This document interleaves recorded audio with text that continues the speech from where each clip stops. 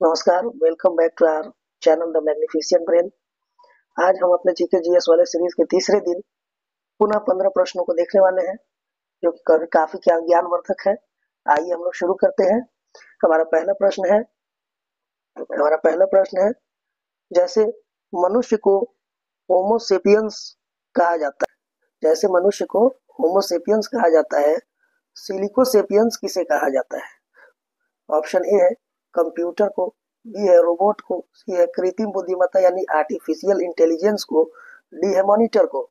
तो मनुष्य को होमोसेपियंस कहा जाता है, बायोलॉजिकल नेम है, साइंटिफिक नेम है। उसी तरह सिलिकोसेपियंस जो है कंप्यूटर को कहा जाता है। Option A is the right answer. Question यानी प्रश्न संख्या 2 है, मेसोपोटामिया में स्थापित पहला साम्राज्य कौन सा है? मेसोपोटामिया में स्थापित पहला साम्राज्य कौन सा है? Option A Chaldea, option B Akkad, option C Ashur, option D Babylonia. Mesopotamia में स्थापित पहला साम्राज्य बेबीलोनिया है। Option D is the right answer. प्रश्न संख्या 3, अंग्रेजी साहित्य अंग्रेजी साहित्य काव्य के जनक किन्हें कहा जाता है? तो कोई भी साहित्य है, इसका दो पार्ट होता है, एक प्रोज और दूसरा पोएट्री। तो अंग्रेजी साहित्य में काव्य यानी पोएट्री के जनक के रूप में किसे माना जाता है? ऑप्शन ए शेक्सपियर को, ऑप्शन बी जेफरी चौसर को, ऑप्शन सी स्पेंसर को, ऑप्शन डी बेकन को। तो अंग्रेजी साहित्य में काव्य का जनक जो है जेफरी चौसर को माना जाता है। Option B is the right answer. प्रश्न संख्या 4 की ओर चलते हैं। चौथा प्रश्न है, 19वीं शताब्दी में किसे अंधकार का महाद्वीप कहा जाता था? 19वीं शताब्दी में किसे अंधकार का महाद्वीप कहा जाता था? ऑप्शन ए है एशिया, ऑप्शन बी है यूरोप, ऑप्शन सी है अफ्रीका, ऑप्शन डी है अमेरिका। 19वीं शताब्दी में अंधकार का महाद्वीप अफ्रीका को कहा जाता था। Option C is the right answer. प्रश्न संख्या 5 की ओर चलते हैं। पांचवा प्रश्न है, सिंधु घाटी सभ्यता मुख्य रूप से वर्तमान के किन देशों में फैली हुई थी? अभी जो सिंधु घाटी सभ्यता जो थी, सिंडस वैली सिविलाइजेशन, अभी के वर्तमान के देशों में अगर देखा जाए तो किन किन देशों में फैली हुई है? ऑप्शन ए है भारत और बांग्लादेश, ऑप्शन बी है भारत और नेपाल, ऑप्शन सी है भारत और पाकिस्तान, ऑप्शन डी है भारत और अफगानिस्तान। तो सही उत्तर इसका है भारत और पाकिस्तान। वर्तमान के भारत और पाकिस्तान में सिंधु घाटी सभ्यता फैली हुई थी। चलिए अगले प्रश्न की ओर चलते हैं। प्रश्न संख्या 6 है, पिरामिड का युद्ध किनके मध्य हुआ था? पिरामिड का युद्ध किनके मध्य हुआ था? ऑप्शन ए फ्रांस और प्रशा के बीच में, फ्रांस व इटली के बीच में, फ्रांस व मिस्र के बीच में, इंग्लैंड व फ्रांस के बीच में। तो पिरामिड का जो युद्ध है वो फ्रांस और मिस्र के बीच में हुआ था। Option C is the right answer. प्रश्न संख्या 7, औद्योगिक क्रांति किस देश में शुरू हुई थी? इंडस्ट्रियल रेवोल्यूशन किस देश में शुरू हुई थी? ऑप्शन ए है यूनाइटेड किंगडम, ऑप्शन बी है फ्रांस, ऑप्शन सी है जर्मनी, ऑप्शन डी है संयुक्त राज्य अमेरिका। औद्योगिक क्रांति की बात करें तो ये शुरू हुई थी यूनाइटेड किंगडम में। कभी कभी ऑप्शन में इंग्लैंड लिखा हो सकता है या ग्रेट ब्रिटेन लिखा हो सकता है, तो ऑप्शन के अनुसार हम आंसर देंगे। अभी इस ऑप्शन में यूनाइटेड किंगडम है, तो United kingdom is the right answer. अगर किसी में इंग्लैंड लिखा हो तो वो सही होगा, या फिर ग्रेट ब्रिटेन लिखा हो तो वो भी सही है। चलिए अगले प्रश्न की ओर चलते हैं। प्रश्न संख्या 8 है, भारतीय राष्ट्रीय सेना INA की स्थापना किसके द्वारा की गई थी? भारतीय राष्ट्रीय सेना इंडियन नेशनल आर्मी की स्थापना किसके द्वारा की गई थी? ऑप्शन ए है Subhash Chandra Bose, option B Bhagat Singh, option C Lala Lajpat Rai, option D Mohan Singh. तो भारतीय राष्ट्रीय सेना को हम आजाद हिंद फौज के रूप में भी जानते हैं। तो आजाद हिंद फौज की स्थापना या भारतीय राष्ट्रीय सेना की स्थापना एक ही बात है। तो इसकी स्थापना कैप्टन मोहन सिंह के द्वारा की गई थी। Option D is the right answer.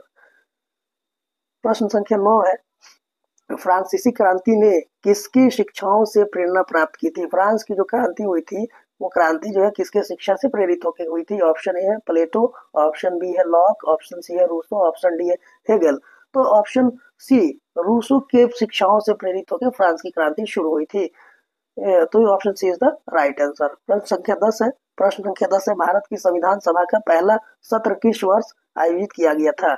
संविधान सभा का पहला सत्र किस वर्ष आयोजित किया गया था? ऑप्शन ए है 1946, option B 1947, option D 1948, option A 1946, option B 1947, option C है 1948, ऑप्शन डी है 1950। तो भारतीय संविधान सभा का पहला सत्र 1946 में आयोजित किया गया था। Option A is the right answer. प्रश्न संख्या 11 है, निम्नलिखित में से किस मुगल सम्राट को वीणा का बहुत अच्छा वादक माना जाता है?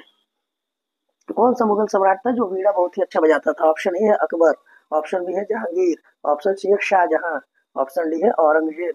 तो वीणा सबसे अच्छा बजाने का माहिर जो था वो औरंगजेब था। औरंगजेब को वीणा का बहुत अच्छा वादक माना जाता था। Option D is the right answer. Question number 12 है, चीन का पहला सम्राट कौन था जिसने देश को एकजुट करने और महान दीवार यानी चीन की दीवार के निर्माण के लिए जाना जाता है?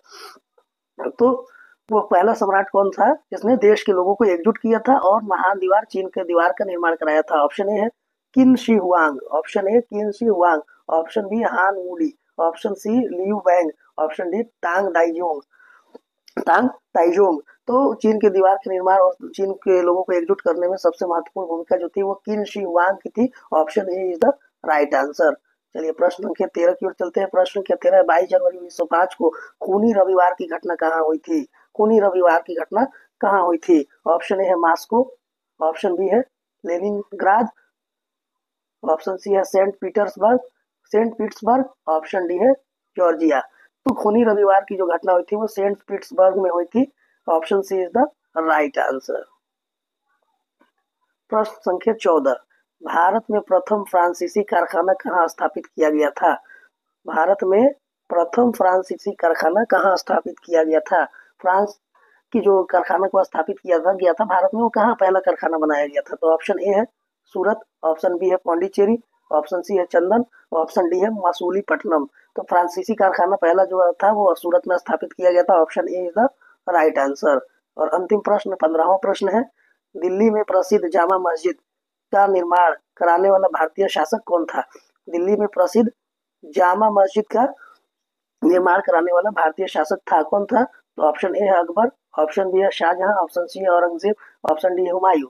कौन सा शासक था जिसने दिल्ली में जामा मस्जिद का निर्माण कराया था? तो option B Shahjahan is the right answer. Option B सही है। और इसी के साथ हमारा 15 प्रश्न पूरा होता है। इसी तरह आप रोज हमारे जीके जीएस सीरीज को देखने के लिए आप हमारे चैनल को सब्सक्राइब कर सकते हैं। तब तक के लिए धन्यवाद। मिलते हैं कल फिर कुछ प्रश्नों के साथ।